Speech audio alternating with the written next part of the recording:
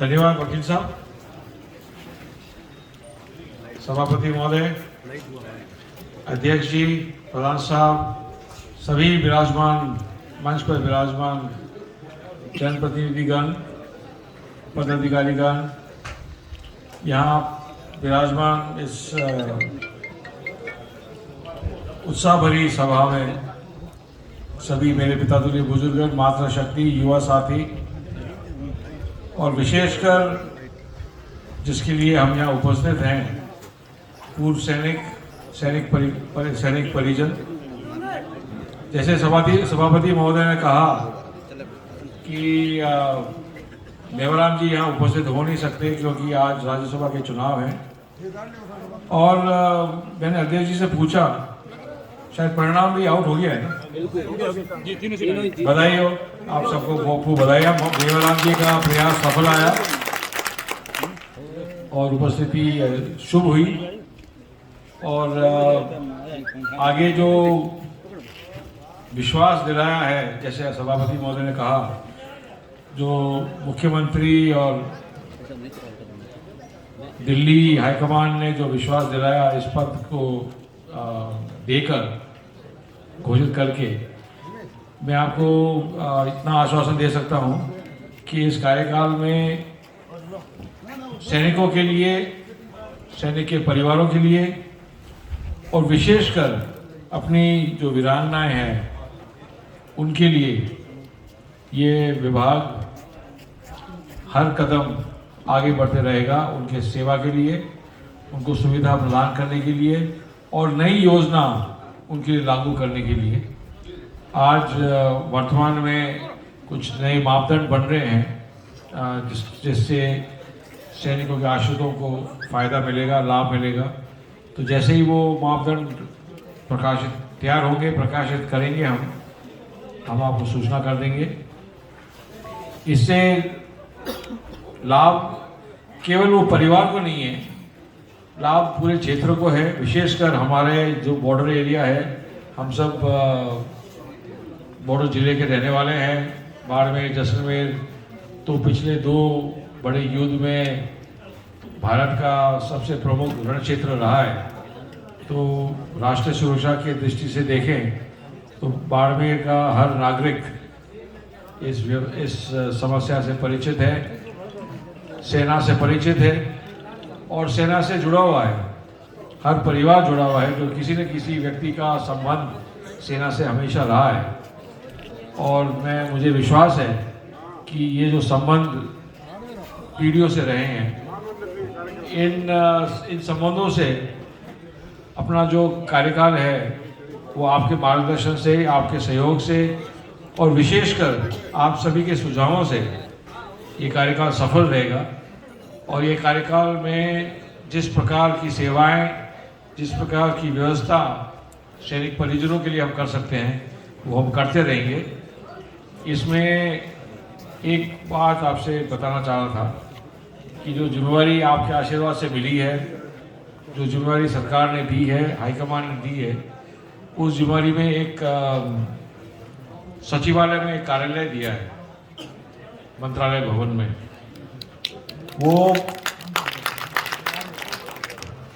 वो कार्यालय अवश्य विभाग से संबंधित है, सैनिक कल्याण विभाग से संबंधित है, परंतु आपको मैं आश्वस्त करना चाह रहा हूँ कि वो कार्यालय आपका भी है, आपके सेवा के लिए भी है। क्योंकि कई अपने यहाँ बंधु जाते हैं जयपुर, सचिवालय में काम पड़ता है और फिर पूरे दिन भटकते रहते हैं, क्योंकि कोई वहाँ जैसे अपने यहाँ बोलते हैं अपना ठिकाना नहीं हुआ। तो ये कार्यालय आपके लिए आपका ठिकाना होगा सचिवालय में। आप निसंकोच इस कार्यालय का उपयोग करिए। अपने विभाग से कोई काम हो तो वास्तविक, वो तो स्वाभाविक है कि हम करेंगे, परंतु कोई अन्य विभाग से कोई संपर्क करना हो, अन्य विभाग से कोई पत्रावली करनी हो, अन्य विभाग से कोई काम पेंडिंग हो, तो अपने कार्यालय के मार्फत आप अवश्य कर सकते हैं और ज़रूर करना। इसीलिए हम आपके सामने हैं और इसीलिए आपके लिए हमेशा सेवा में रहेंगे, चाहे सैनिक कल्याण की सेवा हो, कोई और अन्य सेवा हो, हमेशा आपके साथ रहेंगे। आपने जैसे अध्यक्ष जी ने कहा, सभापति जी ने कहा, अल्प समय में इतना भव्य कार्यक्रम का आयोजन करा। मैं मेवराम जी और मेवराम जी की पूरी नगर पालिका वाली टीम, ग्रामीण क्षेत्र से जो भी सरपंचगण पधारे हैं, आप सबको मैं धन्यवाद देना चाहता हूं। और भविष्य में जो भी सैनिक कल्याण विभाग के कार्य होंगे आपको मैं अवगत कराते रहूँगा। और मैं चाहता हूँ कि जो भी अपने यहाँ सरपंचगण हैं, उनके गांव में कोई सैनिक कल्याण का कोई कैंप लगाने की आवश्यकता हो तो आप संपर्क करके याद करते रहिए। ऐसा कोई गांव नहीं है अपने एरिया में जहां अनेक सैनिक परिजन नहीं है, परिवार नहीं है। और ग्रामीण क्षेत्र में जो रहने वाले सैनिक हैं उनके लिए विशेषकर मैंने सुझाव दिए हैं। मुख्यमंत्री जी को 2 सुझाव दिए मैंने, और मुख्यमंत्री जी ने सुझाव स्वीकार करे हैं और आगे रक्षा मंत्री भारत सरकार को भी से भी पत्रावली करी है।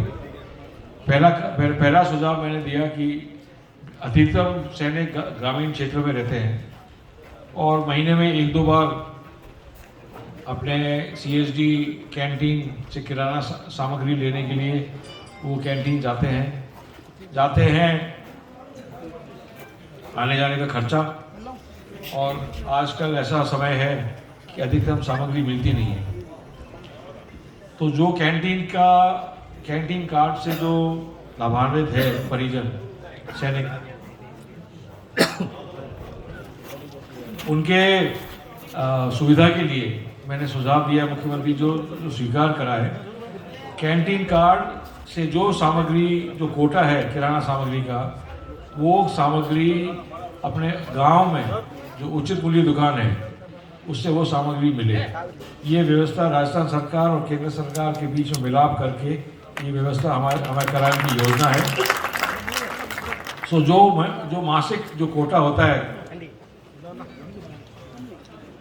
जो मासिक कोटा होता है किराना का, कैंटीन रेट का, वो सेम सामग्री सेम रेट पे, कैंटीन रेट पे उचित मूल्य दुकान से अपने सैनिक परिजन, वीर परिवार ले सकें। ये हमने सुझाव दिया है मुख्यमंत्री जी को।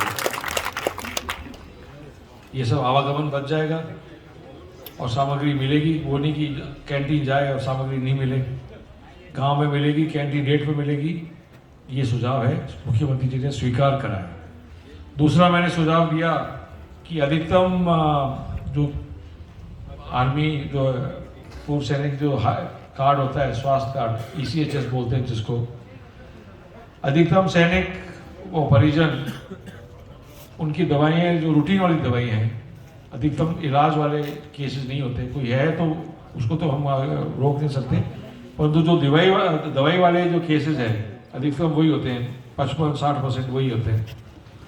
उनको भी सिटी में आना पड़ता है, उनको भी ECHS के पॉलीक्लिनिक में जाना पड़ता है अपनी मासिक दवाई लेने के लिए। और कभी कभी जाते हैं, दवाई मिलती नहीं है, आने जाने का खर्चा होता है। तो मैंने सुझाव दिया मुख्यमंत्री जी को, जो स्वीकार करा है, कि उसी कार्ड के आधार पर जो दवाइयाँ उनके लिए लागू है वो दवाएं गांव में जो प्राथमिक स्वास्थ्य केंद्र है वहाँ से मिल लें, जो गांव में CHC है वहाँ से ले लें, क्योंकि उस CHC को पता होगा कि इस सैनिक परिवार में ये आवश्यकता है दवाइयों की, तो हर महीने उस मात्रा की वो दवाइयाँ रखेंगे इस कार्ड के आधार पर। तो वो भी आवागमन सैनिक परिवार का, परिजनों का बच जाएगा, उनका खर्चा बचेगा और सेवा गांव में मिलेगी। जो सेवा राजस्थान सरकार दे सकती है वो राजस्थान सरकार दे, ये मेरा सुझाव है और मुख्यमंत्री जी ने स्वीकार करा है। इसके लिए भी राज्य सरकार और केंद्र सरकार के बीच में वार्ता होगी, पत्रावली होगी, और ये जो मिलाप है, दोनों के विचार में मिलाप करके ये सुविधा हमें गांव में अपने सैनिक परिजनों को देनी है। और सुविधा देने के लिए ही हम आपके बीच में हैं, और मुझे विश्वास है कि आपके मार्गदर्शन से, सुझाव से, आपके सहयोग से ये सेवा देती रहेंगे और सेवा और सुधरेगी। और मुझे विश्वास है कि जो जिस प्रकार हम सेवा कर सकेंगे उससे जो आशीर्वाद मिलेगा, विशेषकर अपनी वीरांगना का, मैं समझता हूँ उससे बड़ा आशीर्वाद इस जीवन में हो नहीं सकता। बहुत बहुत धन्यवाद। जय हिंद, जय भारत।